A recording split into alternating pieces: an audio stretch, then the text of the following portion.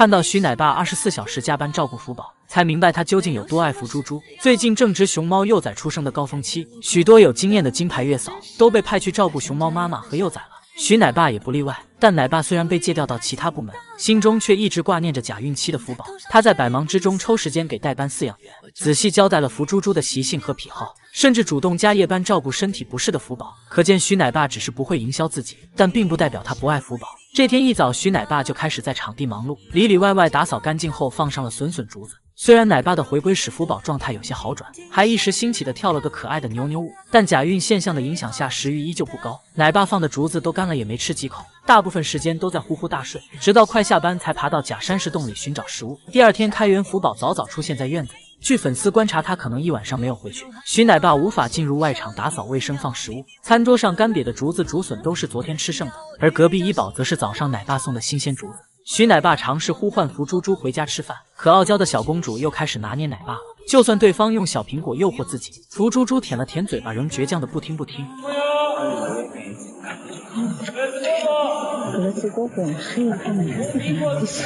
虽然福宝一整天都没怎么吃东西，好在老徐决定会继续加夜班照顾福宝，关心福宝的猫粉们也不用太担心了。这种情况下要相信徐奶爸的专业和爱心。当初奶爸为了让福宝尽快适应新环境，不辞勤苦的上山寻找不同种类的竹子竹笋。看着小公主终于对家乡菜产生兴趣，奶爸脸上满是抑制不住的喜悦。而当网友提示福宝需要情感需求后，老徐会在行为训练时主动握住他的手，也会趁着送加餐给福宝做马杀鸡。当福宝任性的待在外场不回家时，哪怕周围仍聚集了众多游客，性格内向的徐奶爸也会各种爱称其上阵，隔着小窗口都能看到老徐涨红的脸色。可以说网友的建议他真的有放在心上。虽然一直以来围绕福宝的争议很多，甚至每个照顾过他的饲养员都饱受质疑，但徐奶爸对宝贝闺女的爱却从未减少，更不会因流言蜚语而去讨厌福宝，反倒感谢小福改变了他循规蹈矩的生活。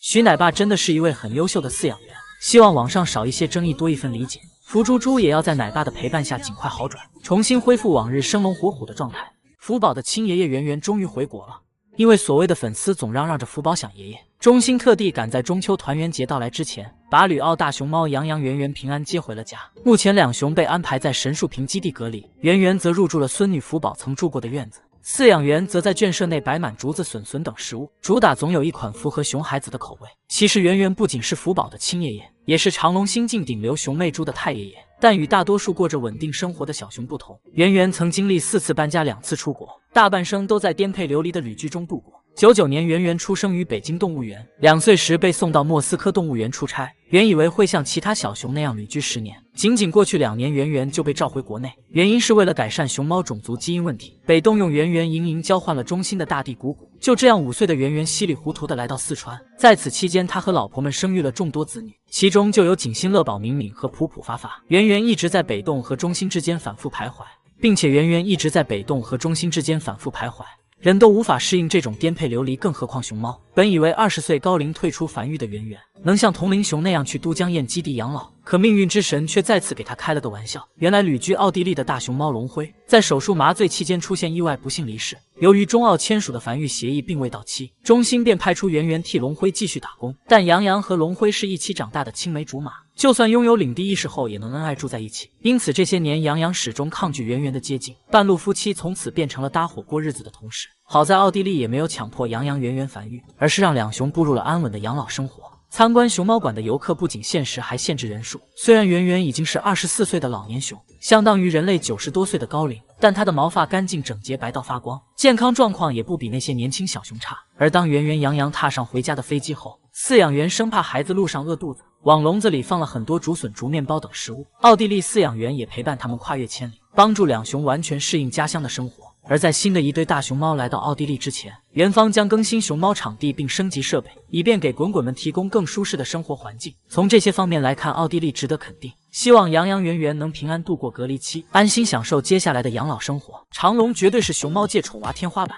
原以为酷酷的小火车只是换了造型，没曾想还在壶嘴增加了喷雾系统。这下酷酷可以边补水美容边展示大长腿。就是说，真的不能让我进去玩几圈吗？当其他小熊还在驾驶手动跑车时，酷酷已经在这辆自动火车上躺平了，而且车头和左右两侧自带雷达，遇到障碍物还能自动刹停，根本不担心像马路杀手那样开着开着就偏离路线，酿成交通事故。不仅如此，场地中心的童话城堡也是酷酷的10周岁生日礼物。毕竟长隆给3胞胎的拨款足有100万，奶爸奶妈可不得使劲给孩子选好的。虽然酷酷的熊生让两脚兽都羡慕，但这小子也有无法弥补的遗憾。他的绯闻女友郑生坐上飞机和骄傲跑了，椰子头和梭子蟹的 CP 就这样闭影。帅帅的礼物是30万的旋转咖啡杯，上面马卡龙配色的图案是专门请人画的。小家伙威风凛凛地坐在旋转升降的宝座上，这谁看了不感叹一句参见帅帅大王。虽然生日期间萌萌刚好在坐月子，但饲养员并没有因此忽略他，反倒大手笔地给他建造了音乐喷泉，不仅是庆生，也庆祝萌萌顺利当妈。如果说这还不能证明长隆的豪横，那才3个月大的媚珠绝对有话要说。毕竟从他出生开始，长隆就疯了，每天恨不能发800条晒娃视频，主打一个人可以不用到长隆，但媚珠的视频绝对要传遍整个中国。长隆还在地铁站铺满萌萌生娃的海报，给游客派发坐月子必备的猪脚姜。媚珠满月长隆更是直接大摆豪华盛宴，这菜单看的人口水都要下来了。都说长隆的门票是熊猫圈最贵的，但其实他们挣的钱全用在动物身上。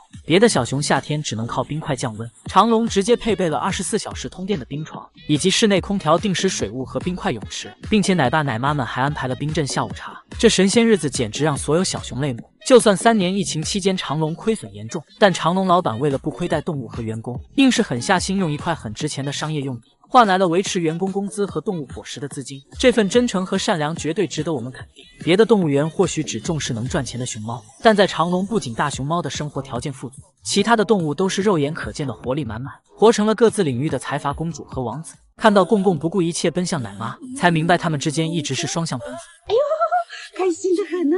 哎呀，知道了，妈妈来看你了。哎呀，前段时间17级台风摩羯登陆海南，导致海南野生动物园遭受毁灭性打击，99%的植物损毁，基础设施也被破坏。但好在工作人员的提前预防下，园内2000余只动物无任何伤亡。当灾后第一天，蓝奶妈赶到熊猫馆后，早早等在内场的公公看到熟悉的身影，立马摇头晃脑地冲向奶妈疯狂贴贴。而灾难之后看到自家孩子安然无恙，蓝奶妈同样激动的声音都在颤抖。这一刻真切感受到他们双向奔赴的感情。虽然公公顺18年才来到海南，但在这5年时间里，他被宠成了孩子，也全身心依赖和信任着奶爸奶妈。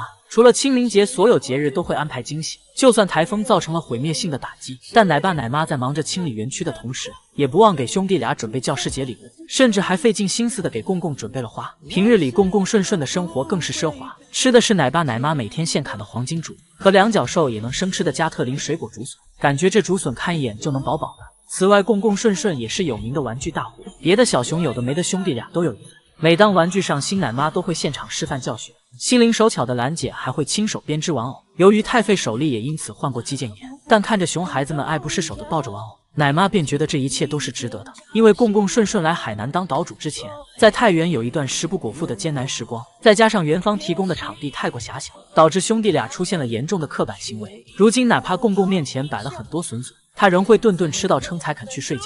这一幕让蓝奶妈心痛的难以言喻，也是她对公公更加偏爱的原因。反正我就说过这句话了，我说只要我在上班那一天，我都会好好守护两兄弟的啊。所以说对他们的关心会更加关心一点，超过关心我吧。